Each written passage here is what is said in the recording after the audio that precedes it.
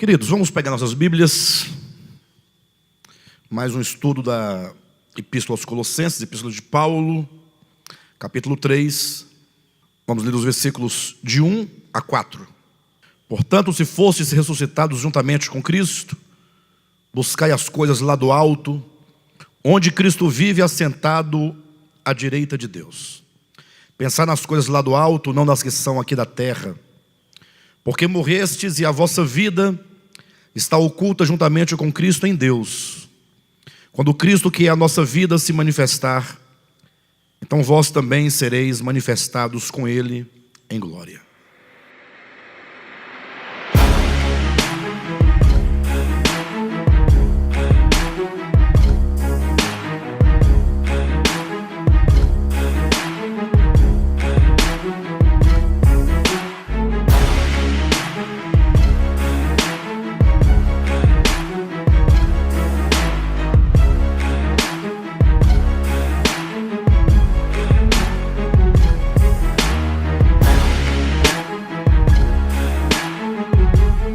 Maravilha, né? Uma porção muito rica em significado, uma porção tão conhecida, mas tão pouco compreendida, porque traz aqui um sentido orgânico da verdade.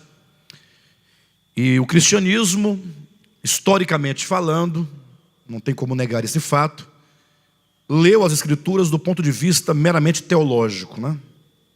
Então é preciso resgatar a Escritura enquanto uma leitura diferenciada. Uma leitura em que coloca o homem no centro de todo o conflito. Não teoricamente, mas vendo o homem enquanto um acontecimento histórico e entendendo que tanto as coisas positivas quanto as negativas, as Escrituras, elas acontecem dentro do homem. O problema do bem e do mal está dentro do homem. O problema do pecado está dentro do homem. A luz está dentro do homem. As trevas estão dentro do homem. A vida e a morte estão dentro do homem, não é? Tudo deve ser visto nessa perspectiva dentro do homem. Não é sem razão que os judeus erraram. Eles se equivocaram porque eles pensaram num Cristo e num reino que fossem literais. Precisava que haveria de vir um Messias, ia estabelecer um trono na terra de Israel, ia dar uma espada para cada um, fazer um grande exército, subordinar as nações com armas meramente carnais. E quando ele viu que isso não aconteceu, o Cristo de Deus veio, anunciou a chegada do reino, mas eles não podiam compreender, por isso mataram o Messias. Cristo já dizia: o reino de Deus está dentro de vós.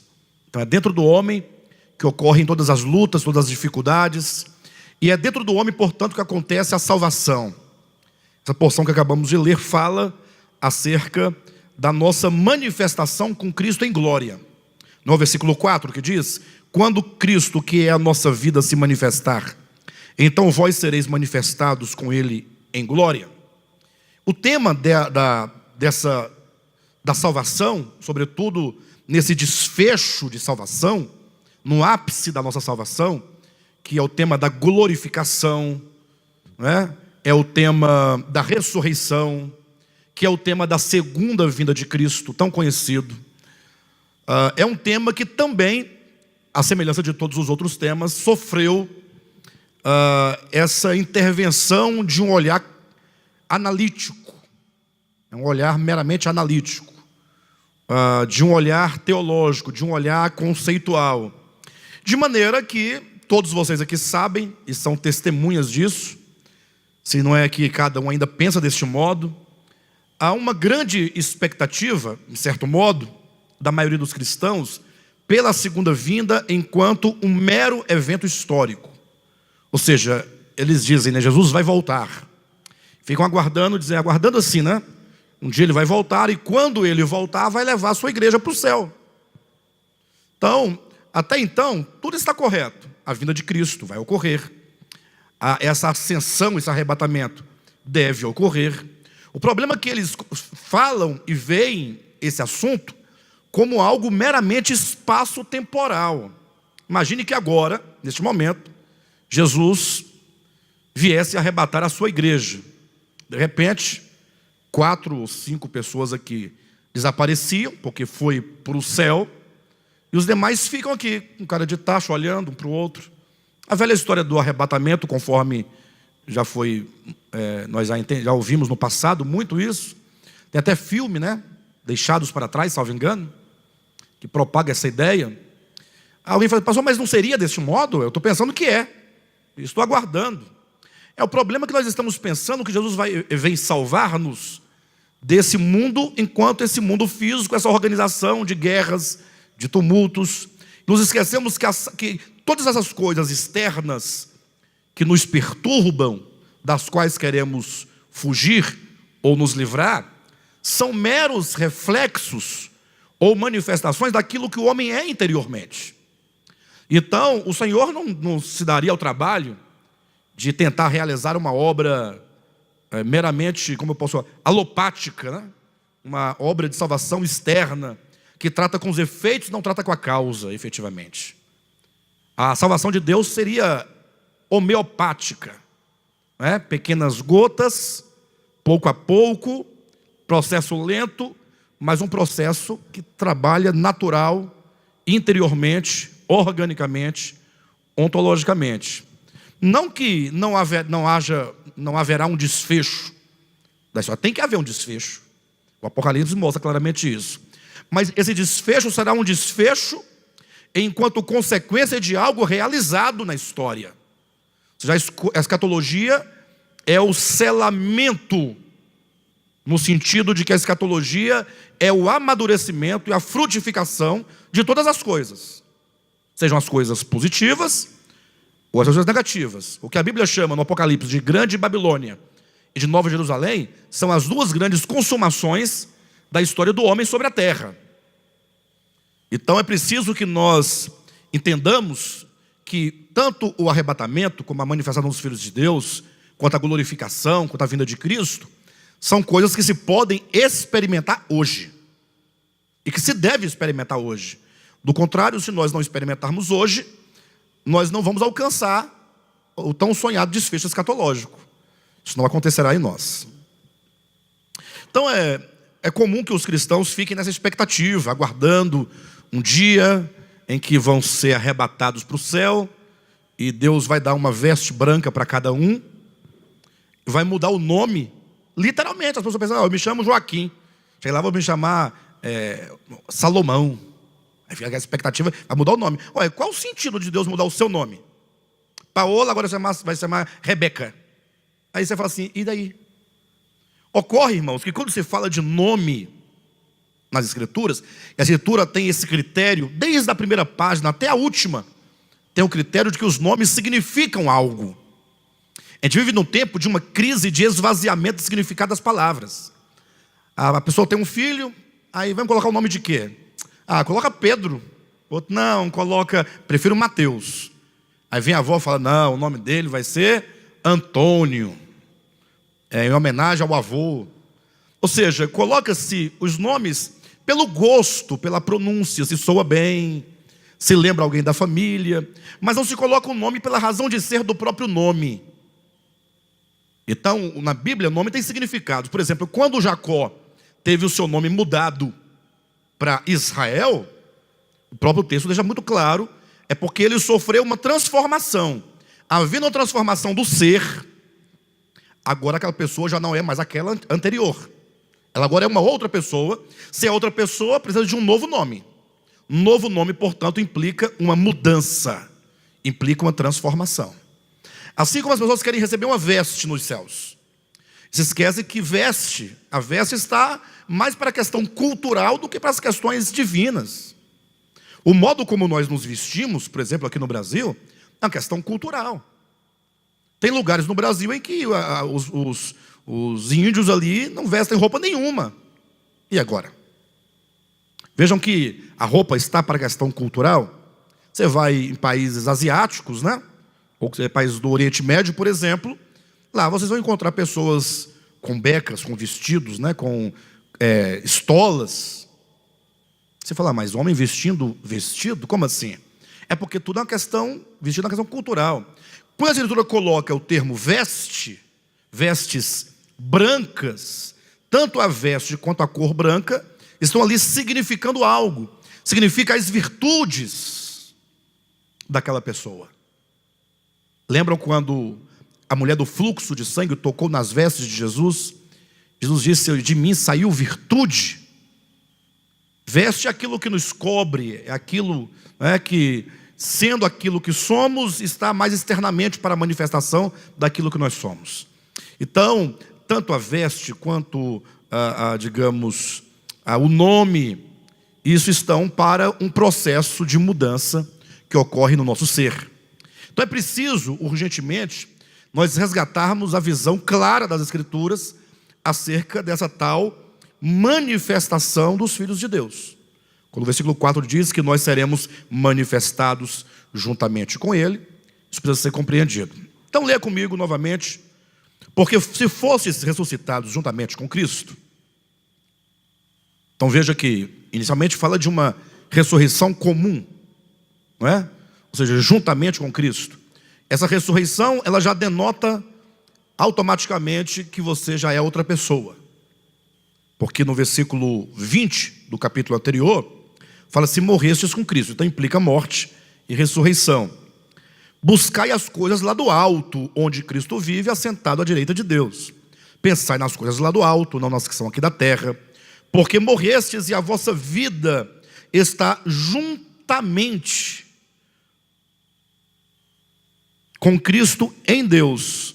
Quando Cristo, que é a nossa vida, se manifestar, então vós sereis manifestados juntamente com Ele em glória.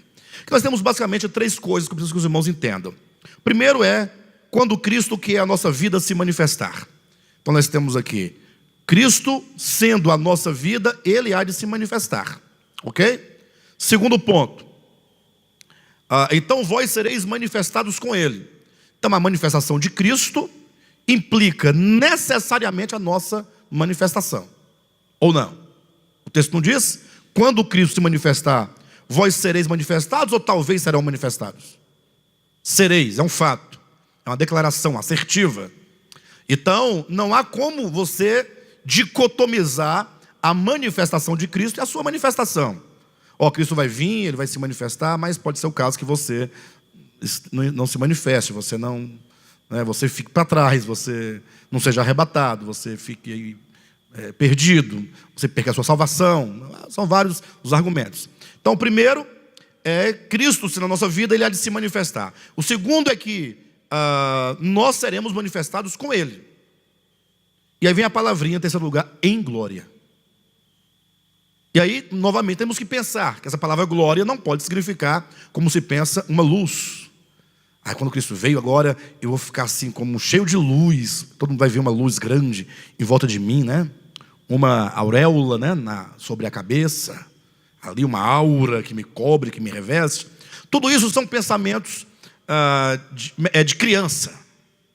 A criança, por exemplo, quando um pai conta um conto de Branca de Neve para uma criança, ou a história dos 3 porquinhos, essas histórias estão absorvidas de verdades profundas acerca da alma humana, das lutas, dos temores, a necessidade de vencer os medos, os traumas. Essas histórias, elas são feitas para falar daquilo que acontece dentro do homem. Isso é um princípio, uma lei hermenêutica de literatura. Então não estou aqui inventando nada. Mas a criança, como ela não sabe, ela só pode entender aquela história intuitivamente. Isso aí, ela não consegue nem perceber muitas vezes. Mas o que ela pega, grosso modo, é apenas os aspectos materiais, né? Uma bruxa, os anões, digamos, os porquinhos, o lobo. Ela fica nas coisas externas, no invólucro da história, e não consegue apreender de imediato os seus significados. Nós também precisamos olhar para a Escritura e procurar ver além da aparência imediata das palavras. Glória, nós vamos verificar como terceiro ponto que eu apresentei, que significa na Escritura manifestação. Vou apresentar para vocês em João capítulo 17. Mas vejamos então, quando fala, quando Cristo, primeiro ponto, que é a nossa vida, se manifestar, veja que está dizendo da manifestação de Cristo. Logo alguém pensa, ele aparecerá nas nuvens dos céus, imagine, e aí todo olho o verá, citando aqui João, Apocalipse capítulo 1, versículo 7, é um texto bíblico. E aí é como seria dito, ele se manifestou e o mundo o viu, como se a manifestação de Cristo fosse meramente o ato de você vê-lo, como se ele estivesse aqui e ninguém soubesse quem é. De repente, sou eu, estou aqui. Se manifestou. Agora nós sabemos. Isso implicaria o quê em mudança para o mundo, efetivamente? Aí a visão tradicional escatológica vai dizer, não, mas ele vai vir com a espada, vai colocar ordem, quem não tiver junto dele, ele vai degolar, vai pisar na cabeça, o sangue vai jorrar, vai ser uma guerra, e depois ele vai colocar no inferno todo mundo, esse povo todo, aí pronto, vai dar uma paz. Mas veja que ele faria isso, de acordo com esse pensamento, por meio da força do braço, não é? Por meio de uma força no âmbito de uma guerra física. Mas observe que o texto é muito claro quando diz, quando Cristo, aí vem uma informação, que é a vossa vida. Esse Cristo é um Cristo interior, é um Cristo que habita dentro do homem. Então essa manifestação de que fala esse texto, sem nenhum prejuízo a uma manifestação pública, escatológica, final, que para mim é o que menos importa, porque o que mais importa é essa manifestação no homem, por meio do homem. Essa manifestação, ela pode ser vista, por exemplo, no texto de Colossenses, capítulo 1, volta um pouquinho. Paulo já disse aqui atrás, no versículo 26, o mistério que estivera oculto dos séculos e das gerações, agora todavia se manifestou aos seus santos, aos santos, Deus quis dar a conhecer qual seja a riqueza a riqueza da glória deste mistério entre os gentios. Então ele fala aqui de uma revelação, porque Deus quis dar a conhecer qual a riqueza da glória deste mistério. Que riqueza da glória é esse? Que mistério é esse? Aí ele diz, isto é, Cristo em, não é Cristo lá, é Cristo em mim, está dentro de mim. E esse Cristo habitando em mim é a minha esperança que eu tenho de quê? Da glória.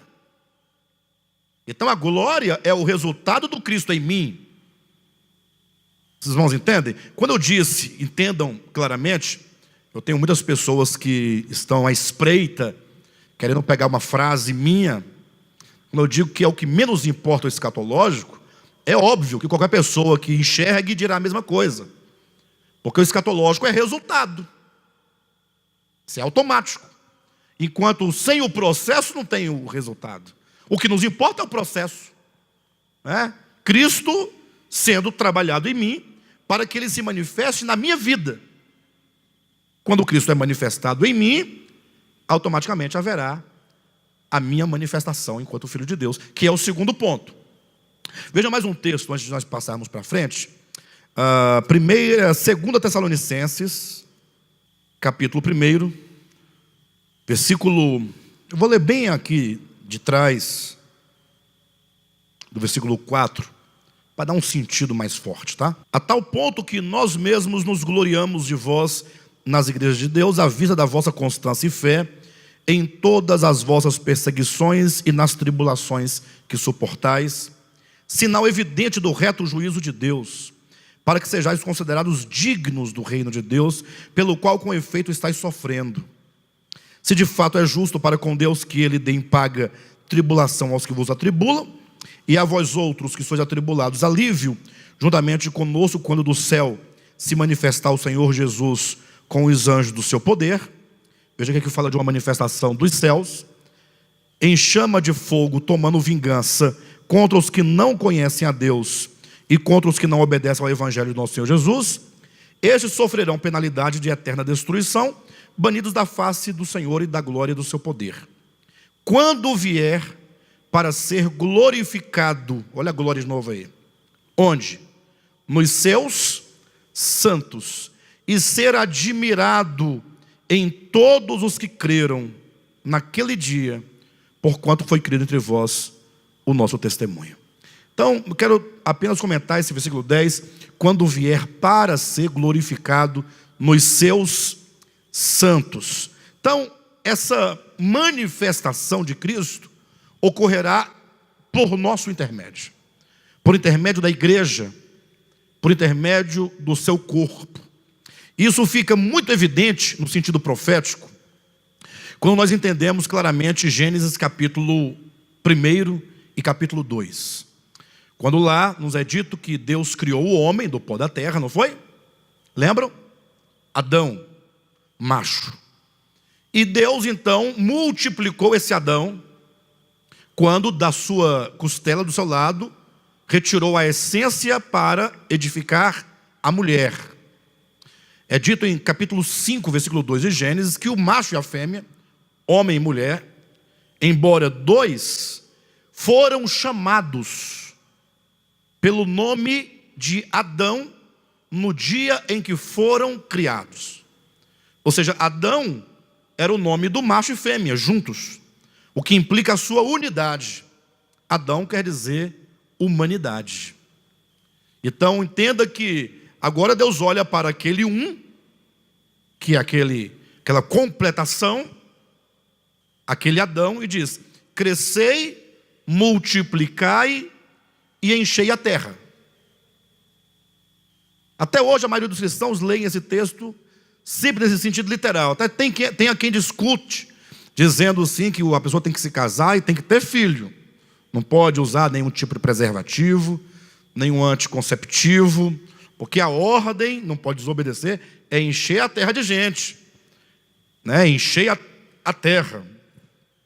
Mas entenda que macho e fêmea, ali em Gênesis 2, eles representam figuradamente e profeticamente a um grande mistério.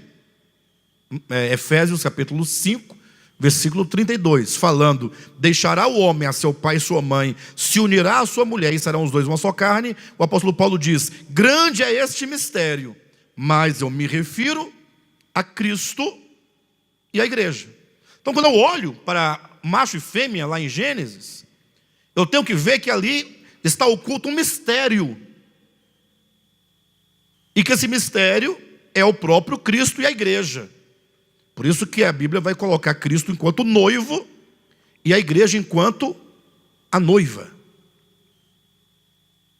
Então, se nós tomarmos outro texto de Romanos, capítulo 5, versículo 16, por exemplo, quando o apóstolo Paulo, falando acerca de Adão e de Cristo, fala que o Adão era uma prefiguração daquele que haveria de vir. Então tem que olhar para Gênesis pensando em Cristo, não pensando em Adão.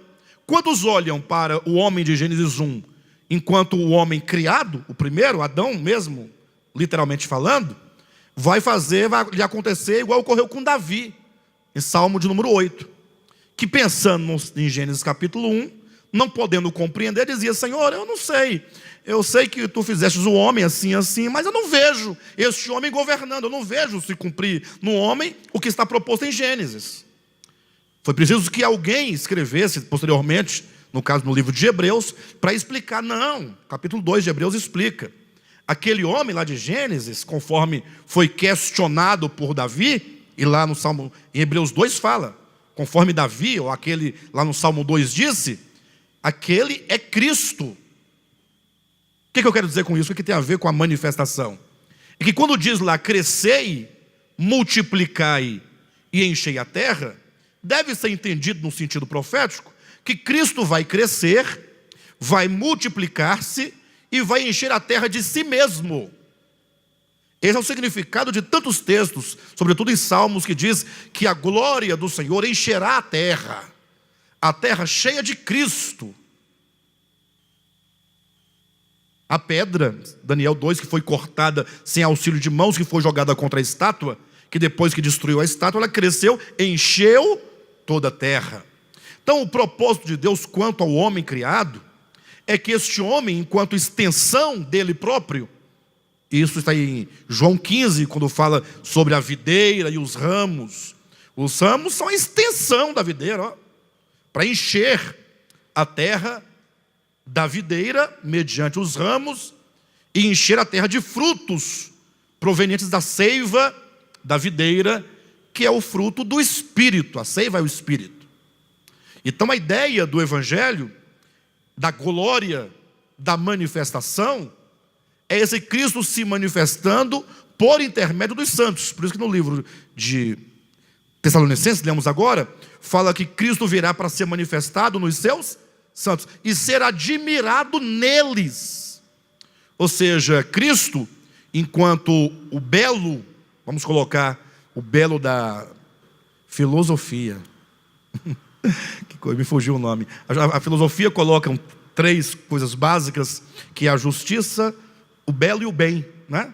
A justiça, o belo e o bem. Estou tomando aqui esse belo enquanto aquilo que há de melhor e essencial, que é o próprio Cristo, sendo manifestado em todo o mundo, no mundo inteiro. Então, quando o apóstolo Paulo fala Cristo que é a nossa vida, ele fala que essa vida interior, que é Cristo, que está no homem, ela um dia vai se manifestar. No homem, evidentemente. É isso que João vai dizer. Abre em 1 João capítulo 3. E deixa eu ver se eu consigo transmitir a ideia do que está dito aqui. Versículos 1 e 2. Fazendo a transição para o segundo ponto. Nós seremos manifestados com Ele, quando Cristo se manifestar em nós. Onde é que diz isso? 2 Tessalonicenses, capítulo 1, versículo 10. Cristo virá para ser manifestado nos santos e ser admirado neles. Ora, veja o que diz João na sua primeira epístola. Vede que grande amor nos tem concedido o Pai, a ponto de sermos chamados filhos de Deus. Veja que a ênfase aqui é o fato de sermos filhos. Ser filho tem uma implicação, primeiramente, de natureza. Porque quando um homem gera um filho à sua semelhança, com a sua natureza. Não é normal que uma cadela, por exemplo, dê à luz a um jacaré, a uma galinha. Não é normal isso. Então, quando o próprio Cristo fala sobre os sermos filhos, em Mateus capítulo 5, ele diz que nós devemos amar os nossos inimigos, para que sejamos manifestados como filhos de Deus. Mas por que isso? Amar o inimigo, se manifestar como filho de Deus? Fala, porque o vosso Pai Celeste. Aí ele fez a relação, o pai e o filho. Porque o pai, ele dá o sol e a chuva maus e bons. O pai não faz essa distinção. Essa é a natureza do pai. Então é mais do que natural que o filho, participando da sua mesma natureza, tenha também tal manifestação de amor incondicional. Então quando diz que o grande amor de Deus, pelo fato de termos sido chamados filhos de Deus, ser filho implica uma relação de natureza. E de fato, somos filhos de Deus. Por esta razão, o mundo não nos conhece, porquanto não o conheceu a Ele mesmo. Ou seja, o espírito de filho sempre vai estar em oposição ao espírito do mundo. Isso porque o pai está numa relação de oposição ao mundo. Lembra quando João disse, não ameis o mundo nem as coisas que no mundo há? Porque aquele que ama o mundo, o amor do Pai não está nele. Porque esse espírito do mundo é o espírito do filho que renunciou à paternidade divina. É aquele filho que falou, não quero mais ser um filho do pai, eu quero sair de casa, é o filho pródigo, que é assumir a sua própria vida, ser autônomo em si mesmo, ser autônomo e ser independente. E por isso, esse espírito do mundo é a negação da paternidade, é a negação da filiação. Então, quantos filhos de Deus, no sentido de que suas consciências já foram despertadas para essa realidade de filiação, paternidade e filiação, então, esses o mundo não pode conhecer. Quanto mais você experimenta essa filiação, quanto mais você se entende como filho e se coloca como filho no mundo, mais o mundo, inimigo de Deus, menos o mundo vai te reconhecer, porque são coisas opostas. Aí ele diz no versículo 2: amados, agora somos filhos de Deus, e ainda não se manifestou o que haveremos de ser. Então olhe para mim e vamos relacionar este ponto com Colossenses. Quando Cristo, que é a nossa vida, se manifestar, nós vimos que essa manifestação acontece no homem. Vimos ou não vimos? Você conferiu? Onde diz isso? 2 Tessalonicenses 1:10. E o próprio texto, né? Quando Cristo, que é a vossa vida, Colossenses 1:26 ou 27. Cristo em vós, a esperança da glória. Então, quando Cristo se manifestar, nós seremos manifestados juntamente com Ele. A manifestação de Cristo implica a nossa manifestação. Ele diz: amados, agora somos filhos de Deus, mas ainda não se manifestou o que haveremos de ser. Ou seja, eu sou filho de Deus, glória a Deus, você também é filho de Deus. Aqueles a quem a Bíblia declara não ser filho de Deus, não é aquele que essencialmente não é, é aquele que, sendo filho de Deus, está perdido, iludido na sua consciência, e tem o espírito do mundo, que é a negação da paternidade divina e da filiação dos homens em relação a Deus. Então, agora somos filhos de Deus, mas ainda não se manifestou o que haveremos de ser. Ou seja, do mesmo modo que é dito que há uma manifestação de Cristo, e é em nós, também existe uma mensagem paralela, totalmente relacionada e dependente da primeira, que é a manifestação dos filhos de Deus. Ou seja, quando se prega a manifestação do Filho de Deus, não tem como você deixar de pregar, anunciar juntamente a manifestação dos filhos de Deus, porque uma coisa implica a outra. Uma coisa está intimamente relacionada à outra. Não tem como ocorrer a manifestação de Cristo sem a manifestação dos seus filhos, e vice-versa. Não tem como. Agora eu vejo que coisa mais linda que João vai dizer. Espero que eu consiga transmitir para vocês. Sabemos que quando Ele se manifestar, seremos semelhantes a Ele. Como assim? Vamos agora pensar naquela visão tradicional, só para os irmãos verem que a incoerência do pensamento tradicional. Espera-se que Cristo simplesmente apareça nas nuvens, ou manifestou, de repente, aquele brilho, aquela coisa, aquele fulgor, aquele tremor, o mundo todo parou, pararam as máquinas, tudo para, os carros param, todo mundo na mesma hora, o mundo inteiro, 7 bilhões de pessoas. Aí quando olhar, porque você olhou, quando Cristo, que é a nossa vida, melhor, sabemos que quando Ele se manifestar, seremos semelhantes a Ele. Então Ele apareceu, aí de repente eu fiquei igual a Ele. É um passe de mágica, uma varinha mágica, uma coisa mágica. Como que o cristianismo gosta de coisas mágicas? Desde Gênesis capítulo 1, os cristãos entendem equivocadamente que Deus trouxe todas as coisas à existência do nada.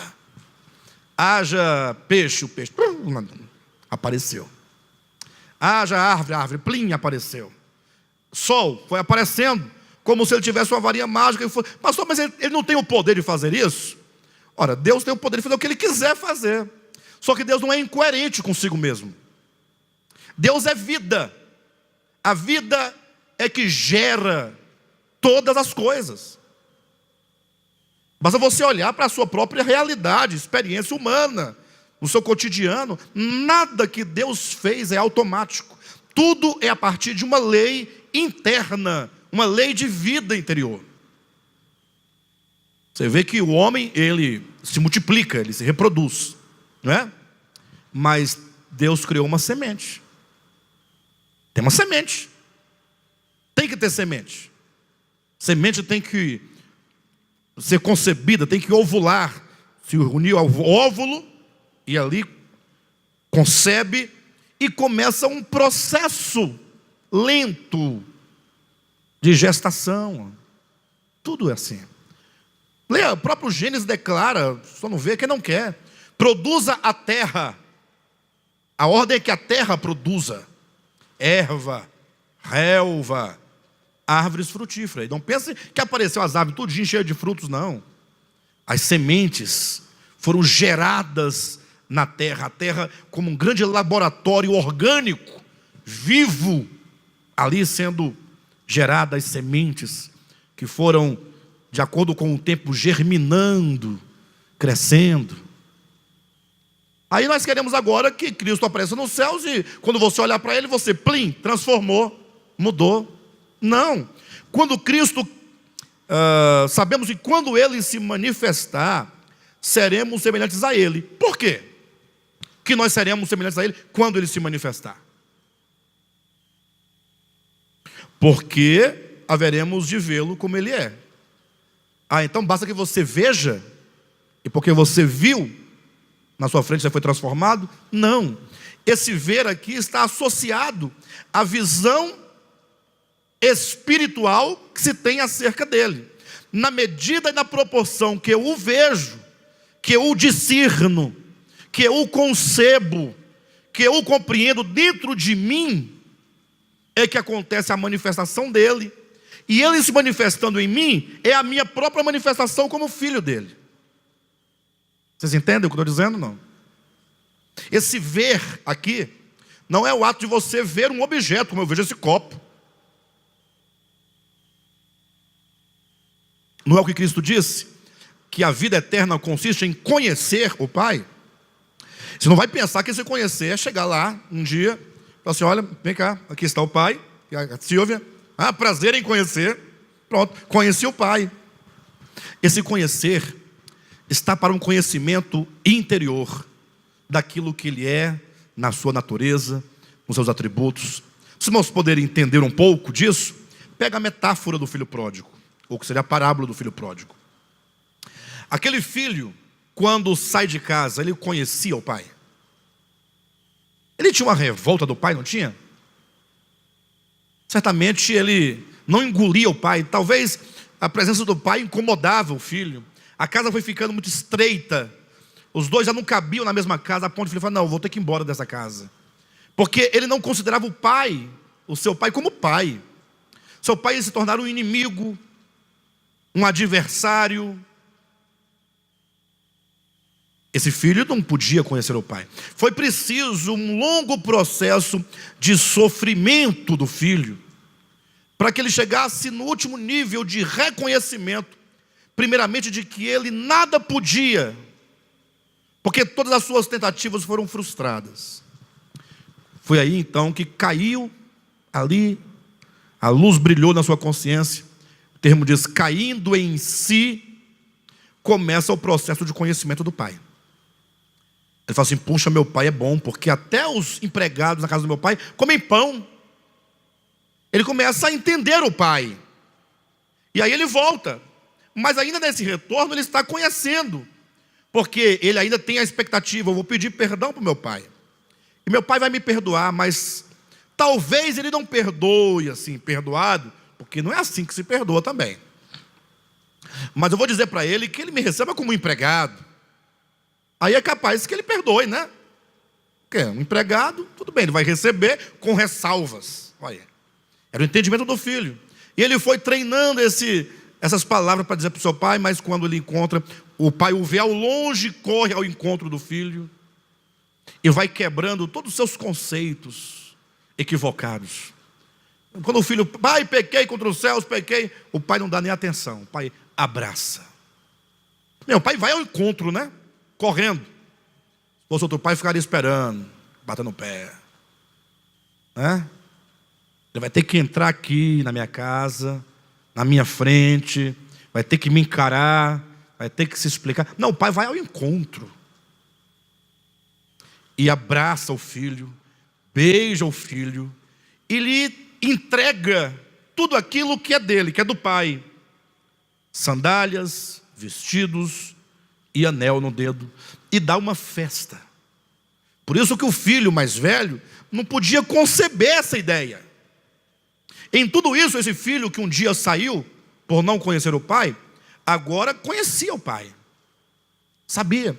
Tanto é que o assunto dessa parábola é o conhecimento do pai e o não conhecimento, que o filho que nunca saiu de casa, ao reclamar com o pai, disse: eu sendo teu filho, nunca tendo saído de casa, nunca desobedeci uma ordem tua, sempre te servindo, trabalhando no campo, e o senhor nunca me deu um cabrito. Aí como é que o pai responde? Ora, mas como assim? Tudo que é meu é seu, está aí, ó. Então esse também não conhecia. O conhecer o pai, queridos, não é uma questão de você enxergá-lo com os olhos físicos.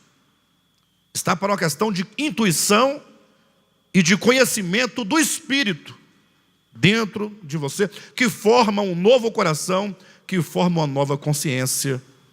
E por isso que João vai dizer que, olha a relação que ele faz dos dois pontos.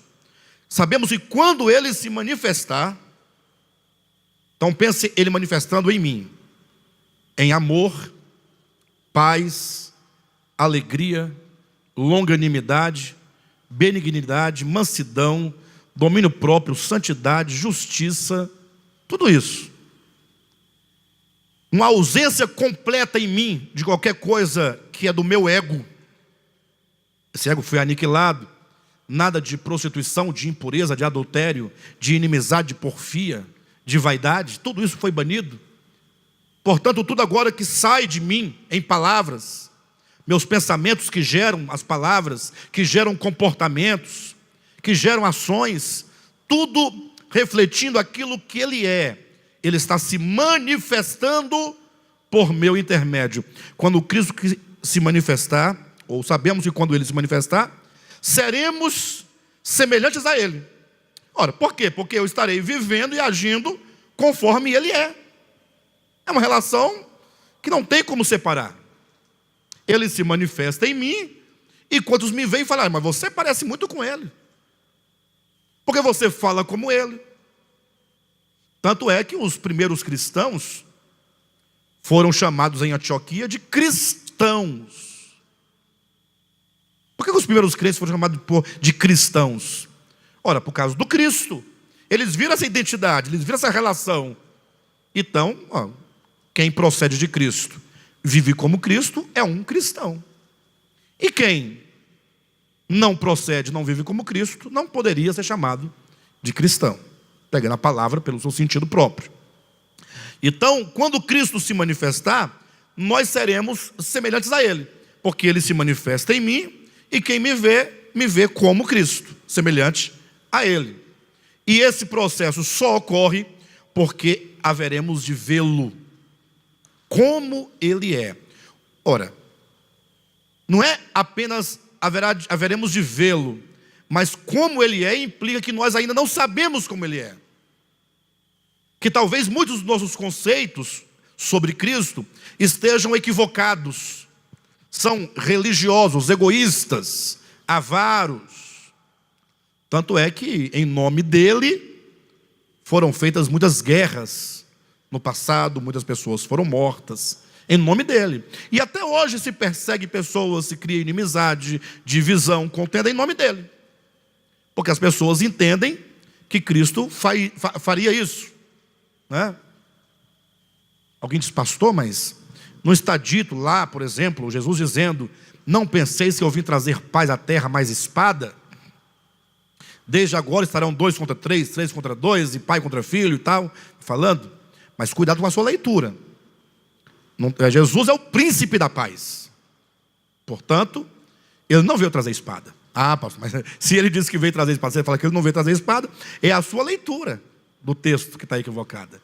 Ele quer dizer: a minha vinda ao mundo fatalmente vai gerar divisão. Onde o evangelho entrar, aqueles que não creem, não recebem, não conhecem o evangelho, farão oposição fatalmente. É uma espada que corta, que separa. E a divisão se instaura nessa luta entre luz e trevas. Mas Cristo não veio propagar a guerra. Ele não veio propagar a inimizade. Ele não veio propagar a divisão. Em nenhum sentido. Nunca.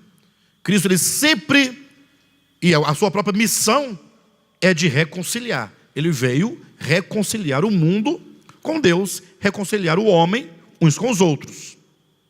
Então é clara essa questão, não é? De que a manifestação de Cristo e a nossa manifestação é algo como que será o resultado de uma salvação dentro de nós. Razão porque o apóstolo Paulo, voltando ao texto de Colossenses, no versículo 5 diz: fazei, pois, morrer a vossa natureza terrena. Esse pois, né, implica essa relação. Uma vez que em Cristo nós morremos, em Cristo nós ressuscitamos, uma vez que Cristo é nossa vida, uma vez que essa vida um dia há de se manifestar, essa vida que vai me fazer semelhante a Ele, essa vida que será a manifestação daquilo que nós somos nele. Se essa é a nossa expectativa, se esse é o nosso alvo, então devemos nós proceder no caminho de fazer morrer a velha natureza. Agora, eu receio que muitos, ao ouvir essa mensagem, e outras semelhantes a essa, fiquem desencorajados de servir a Cristo. Mas talvez seja um receio bobo da minha parte, né? Porque seria isso uma mera manifestação de uma verdade inevitável, de que aquela pessoa nunca compreendeu o Evangelho, e aquilo que ela queria não era verdadeiramente o Evangelho. Só que quer ir para o céu, morar no céu, sem sofrer as profundas mudanças essenciais de um novo coração, de um novo espírito, uma nova consciência, ela quer ir para o céu porque ela é esperta, né? Ela não quer ir para o inferno. Então ela é esperta, eu quero ir para o céu, então eu vou no melhor caminho por aqui. Mas uma pessoa, então quer dizer que o Evangelho propõe que nós sejamos uma humanidade boa, reta, justa. Talvez a pessoa não queira essa integridade de vida. Talvez o que a pessoa queira e esteja buscando, mas eu não estou buscando isso. Eu não estou buscando uma vida, uma humanidade transformada e mudada, que reflita ou que manifeste ou que frutifique o fruto do Espírito. Estou buscando uma fuga das contas, da sogra, dos cunhados, uma fuga do governo. Agora que o Bolsonaro ganhou, eu quero ir para o céu o mais rápido possível. Só fala, né? Não é assim? Querem fugir de uma situação. Mas isso não é o Evangelho, absolutamente. Mas eu queria tanto aquelas ruas de ouro lá. É pura ganância. Eu queria aquela cidade de ouro para mim, morar num quarto todo de ouro, uma estante de ouro, para guardar minha coroa de ouro, um cabide de ouro para pendurar a minha veste branca, né? Um salgueiro para poder... Enfim, de todo modo, é preciso rever e reconsiderar. Quando o apóstolo Paulo fala sobre essa manifestação, em seguida ele fala, bem, então nós temos que considerar aquilo que está dentro de nós. Fazei, pois, morrer a vossa natureza terrena. Ou seja, nunca chegaremos a essa manifestação, nem Cristo nunca se manifestará, enquanto essa natureza terrena, animalesca, adâmica, não for banida. Veja que a implicação é certa. Para Cristo se manifestar em mim, o que levará para que eu me manifeste enquanto Filho de Deus, exige, fazei, pois, a destruição daquilo que hoje em mim é manifestado e que não é Cristo. Porque hoje o que muito se manifesta de mim, e coloca muito nisso, não é Cristo. A terra está cheia de Adão, mas não está cheia de Cristo. Ela está cheia de Adão, não no sentido de número, mas da expressão de Adão. Porque se é dito crescei e multiplicai, crescei o quê? Deus olha para Adão, fala, crescei. Como é que Adão cresce? Porque ele não falou assim, gere filhos, seria a mesma coisa, mas não daria o mesmo sentido. Adão, você está aí, agora cresça. É porque é ele, cada filho é ele que está crescendo. e se multiplicando, e enchendo a terra de si mesmo.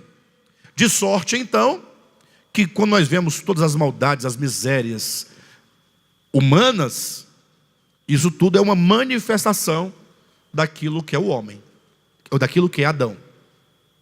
O oposto disso, e o mundo só vai mudar efetivamente quando Cristo se manifestar.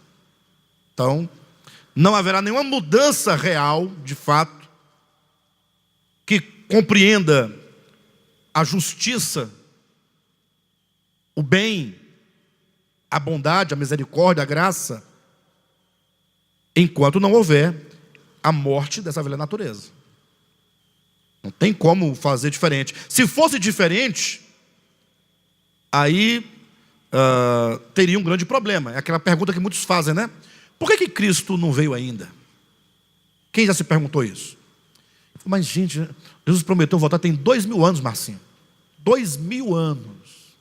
Até hoje. E pelo que eu estou vendo aí, não tem nem previsão, né? Vocês têm previsão? Minha mãe tem. Minha mãe acha que vai vir daqui a pouco. Pastor, mas você é incrédulo? Não, como é que eu sou incrédulo, gente? Eu estou falando sobre essa manifestação. Só quero que vocês entendam que essa manifestação de Cristo não pode ser arbitrária. Cheguei e tal, acabou, vai para cá, para o inferno. E quem que vai ficar com ele? Em glória, quem é? Eu quero saber quem é. O Papa Francisco?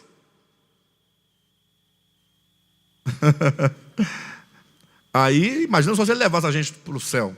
Levasse os crentes da Universal para o céu. Da Assembleia de Deus para o céu.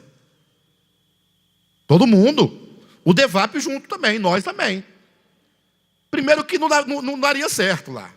A divisão está instaurada. Daqui a pouco tem lá no canto lá, Gabriel, um arminiano e um calvinista discutindo. Se a salvação é de um jeito ou de outro jeito. E Gabriel tentando, gente, não tem sentido, já está salvo, tá bom.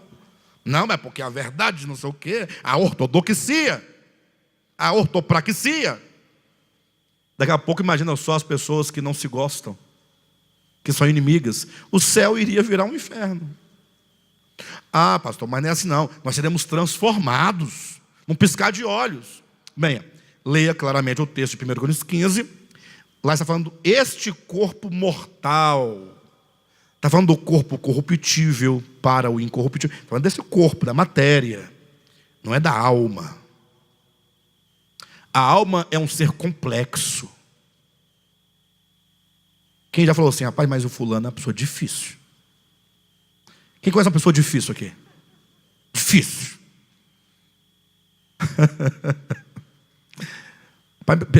Tem gente difícil, não tem? E tem muita gente que me acha difícil também. Todo mundo acha alguém difícil. Você é o difícil de alguém, fica tranquilo. Mas é difícil mesmo. Ser humano é uma coisa complexa. Complexa. E não se muda com passe de mágica. Quem estiver pensando que a morte realiza uma mudança de alma, a pessoa morreu, não, agora virou anjo, foi para o céu, que maravilha. Não, como assim? Morreu, tudo bem, ela pode ir para onde ela quiser, mas que a alma dela, enquanto consciência, é a mesma. Quanto tempo é preciso para alguém mudar o entendimento, o sentido, o sentimento, ter um novo comportamento, um novo coração? Quanto tempo muda? Leva para alguém sofrer mudanças? Demora. Pensa você num pai falando, filho, estuda, filho. O pai falta chorar. Paga estudo para o filho, compra caderno, compra lápis, compra livro, compra bolsa, dá dinheiro para o lanche, dá dinheiro da passagem, paga van para levar os filhos para a escola. O pai leva, o pai busca um sofrimento, e o filho não está nem aí para nada. E o pai, meu filho, olha, se eu pudesse voltar na sua idade, quando eu era da sua idade, o filho está nem ouvindo. Agora, ele um dia vai, puxa, meu pai estava certo, minha mãe estava certa. Mas ele vai sofrer. O sofrimento é necessário para que as pessoas entendam muitas coisas. Então a mudança não acontece do dia para a noite. Essa glória, que é a manifestação, ela é um resultado. Pastor, onde que diz na Bíblia que glória é manifestação? Ora, simples. Imagina só você, em João capítulo 17, deixa eu ler aqui 2 versículos para os irmãos poderem entender esse conceito. João 17 traz esse conceito claramente. 17, versículo 1. Tendo Jesus falado essas coisas, levantou os olhos ao céu e disse: Pai, é chegada a hora, glorifica a teu filho, para que o filho te glorifique a ti.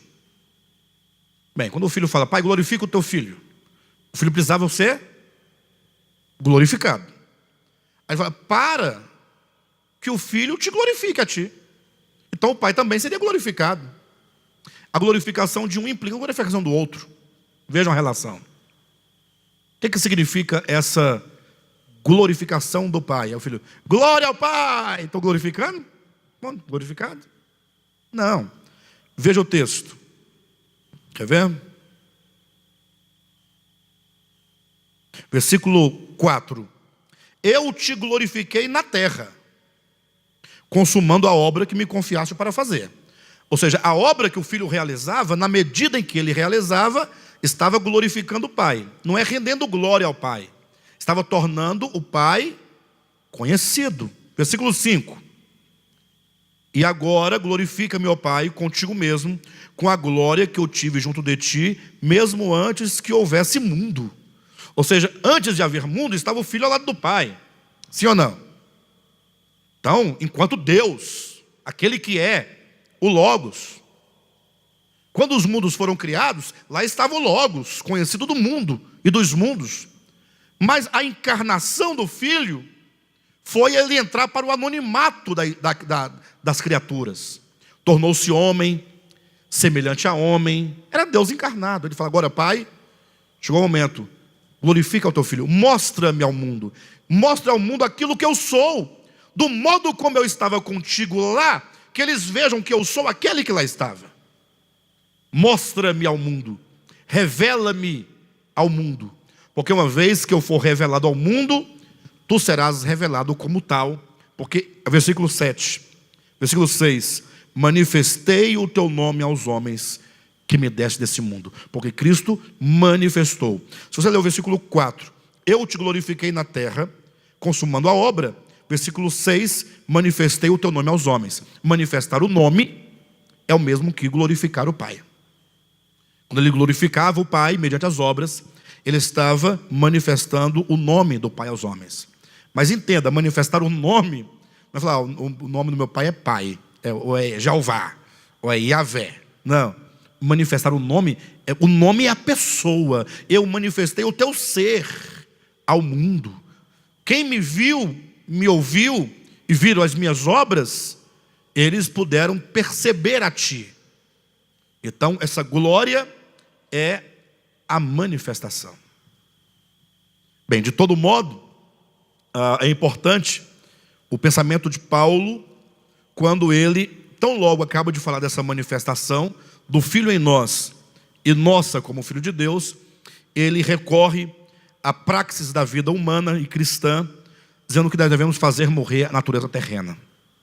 O homem, se fala muito de justificação. Justificação pela fé, não é? Justificação enquanto a salvação judicial, orgânica e tal. É um tema muito debatido, um tema complexo, um tema teológico. Tanto é que você não ouve essas pregações sobre esse tema. Não sei quando tem um congresso, uma coisa mais específica, alguém ousa falar alguma coisa nesse sentido, mas no geral é um tema que não interessa muito a muitas pessoas. Mas a palavra justiça, a raiz da palavra justiça é a mesma da palavra ajustamento. Porque o homem, no pecado, ele está desajustado de Deus. Ele criado por Deus e criado em Deus, ele hoje é exatamente o oposto de tudo aquilo que Deus é. Com raríssimas exceções e poucas exceções. Mas o fato é que o homem precisa, para que ele seja essa manifestação de Deus, ou para que Deus por meio dele se manifeste, ele sofra esse ajustamento. de consciência em direção à unidade de todas as coisas. Ou seja, quando você olha para a experiência humana, os homens estão todos divididos. A divisão é a coisa mais evidente que existe na humanidade. A divisão, que ocorre em todos os setores. Mesmo onde você diz, não, aqui não tem divisão, quando você pensa que o povo que é unido, mas a divisão logo se manifesta em pequenos detalhes, na medida em que você percebe que cada um procura construir a sua própria vida. Interessante, às vezes, tem uma família, parece tão unida ali. Eu costumo dizer que quem une a família é a mãe. Geralmente a casa da mãe é o lugar onde os filhos se encontram.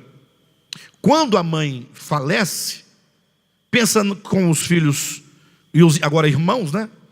Se dissipam, vão ficando longe, sem ver. Aí um vai para o Pará, o outro vai para o Ceará, o outro vai para o Rio Grande do Norte. Fica anos e anos, cada um na sua própria vida. Às vezes tem um rico demais, o outro pobre demais, mas cada um na sua, cada um no seu, né, lugarzinho. E isso aí é uma divisão oculta, né?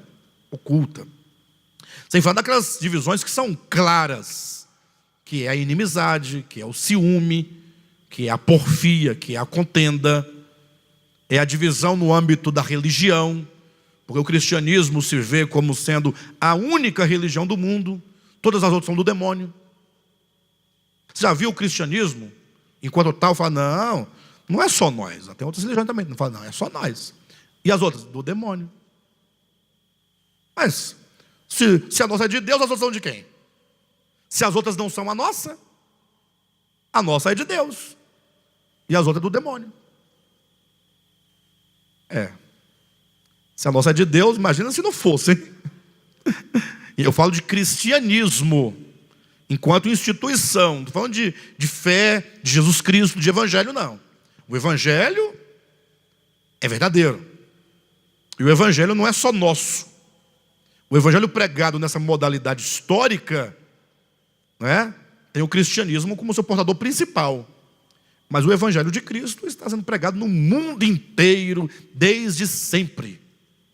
Desde o primeiro homem sobre a terra, o evangelho é pregado. Depois, quem tiver a curiosidade e o desejo, leia um livro chamado Fator Melquisedeque. Um livro excelente, que consegue falar um pouco sobre esse assunto. Livro cristão, evidentemente. Mas a própria Bíblia fala disso.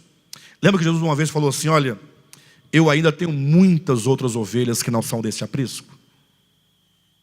Então ele tem ovelhas em outros apriscos? Tem, ele está falando. Tem vários apriscos. E talvez em outros apriscos, ele diga a mesma coisa. Eu também tenho outras ovelhas em outros apriscos. O que é natural. Mas a mim, me convém conduzi-las. Estão sendo conduzidas. E um dia haverá um só rebanho. O seu pastor, essas divisões vão acabar. A religião é coisa do homem, não é de Deus. É coisa do homem. O homem, na sua busca, na sua ânsia de encontrar a Deus, acaba construindo os seus ninhos, ou seus nichos, onde eles estabelecem aquilo como sendo a verdade suprema. Mas Deus, como Jesus disse, quando orardes, cuidado para não orar, Pai meu que estás nos céus. Deveria orar, Pai nosso. O evangelho ele é muito maravilhoso.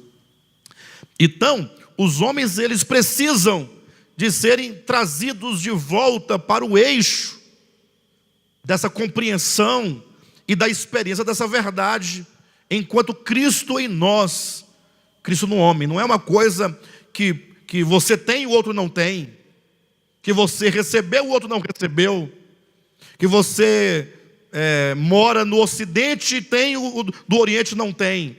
Nada disso. É Cristo no homem. E olha que Paulo diz que este é um grande mistério que é revelado aos gentios. Ou seja, os gentios, os mais distantes. Gentio, pois é, Cristo em vocês. É a esperança da glória. É um mistério, ele fala. Isso é um mistério que até então, né, estava oculto. Os judeus pensavam que era só eles. Aí vem Paulo, não, os gentios é que tem Cristo também. Eles têm que ser conhecido, revelado. E então, manifestado, mas não prescinde do ajustamento da consciência. Então é preciso que nós venhamos a rever os conceitos doutrinários em busca da experiência e, sobretudo, de um autoconhecimento, um conhecimento de si. Porque, infelizmente, um dos grandes problemas do cristianismo é exatamente o ensinamento superficial das verdades bíblicas. Por exemplo, santificação. Não tem esse tema? Santificação? Aí fala assim, santificação é o quê? Simples. O crente não bebe. Bebe? Loura responde, o crente não bebe. Você é cristã. Sim, não na frente dos outros. Bem, mas qual que é a teoria?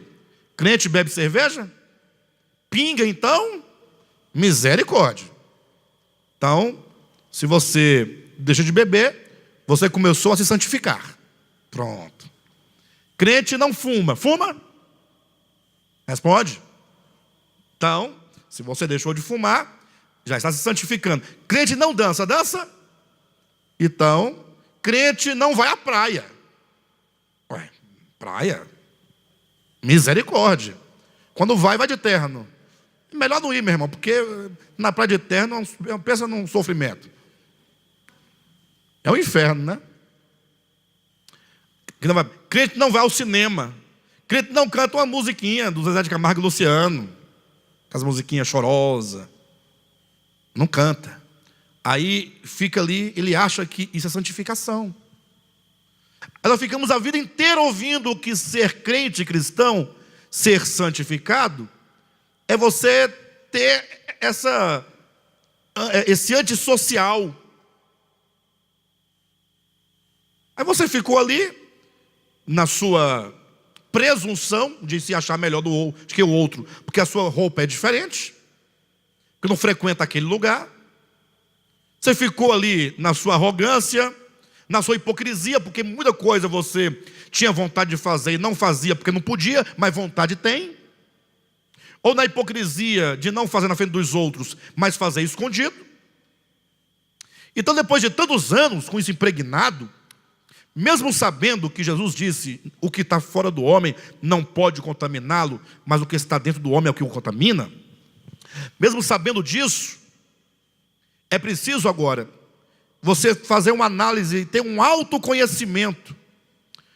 Como diz a grande frase, né? Conhece-te a ti mesmo. Primeiramente no sentido negativo. Para então conhecer-se a si mesmo enquanto natureza em Cristo. Aí Paulo diz, fazei, pois, morrer a vossa natureza terrena. Ele quer dizer que é próprio do homem caído. Porque a constituição de sua consciência lhe faz ser assim. 2 pontos. Aí ele começa. Prostituição. Eu não vou entrar nos detalhes de cada um, mas semana que vem eu prometo fazer isso. Prostituição. Impureza. Paixão lasciva. Desejo maligno. E avareza, que é idolatria. Daí vocês observam, né? É para os irmãos terem uma ideia como as palavras perdem o significado fácil. Se fala tanto em idolatria, sobretudo os evangélicos, os católicos têm idolatria. Porque tem uma imagem de no fulano, de gesso, né? De bronze, de ferro, sei lá. Mas a Bíblia fala assim, avareza, que é idolatria. Portanto, todo crente avaro é crente idólatra. Acabou. Ou seja, um autoconhecimento. Senhor, eu aqui, que natureza terrena. Ele quer dizer que todas as coisas são de natureza terrena. Do homem não terreno enquanto terra. Terreno enquanto caído. Enquanto caído. Puxa vida, prostituição, impureza, paixão lasciva, desejo maligno e avareza, que é idolatria. Versículo 8. Agora, porém, despojai-vos igualmente de tudo isto: ira, misericórdia. Quem diria, hein? Ira. Crente irado. Quem é que já ficou irado? Irado. Para ficar irado é facinho, facinho. Tem uns que fica irado constantemente. Aí tem outro que é lerdo, manso. Manso entre aspas, né? Aí fala, não, essa ali não ira nunca. Meu irmão, no dia que um desses lerdos ficar irado, não fica perto dele, não.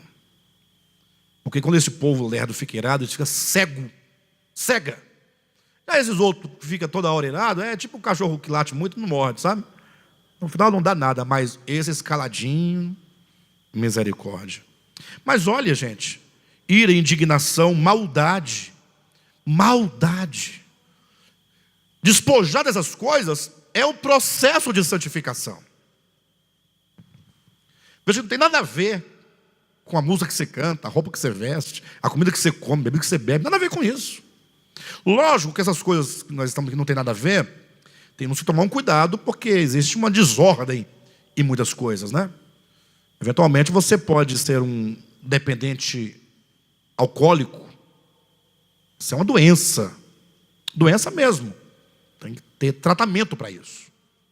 Você pode estar viciado em algo que esteja te matando, não é? Ou destruindo sua família, sua vida social, o seu trabalho. Lógico, tem coisas que... mas não podem ser colocadas na categoria de santificação. Esse é o grande detalhe. Porque senão a gente fica dando murro ao vento, como diz o apóstolo Paulo. Olha, ira, indignação, maldade. Quanta maldade tem no meio daqueles que se dizem filhos de Deus. Maldade mesmo. Somar. Maledicência. Linguagem obscena do vosso falar. Aí vem a mentira. Uma série de coisas. Semana que vem nós vamos retomar esse ponto, versículo 5. Nós vamos passar ponto a ponto, falando dessas duas vestes. Uma veste que é a veste do velho homem, e uma veste da qual devemos nos vestir, que é a veste do novo homem. Vamos trazer o significado de veste.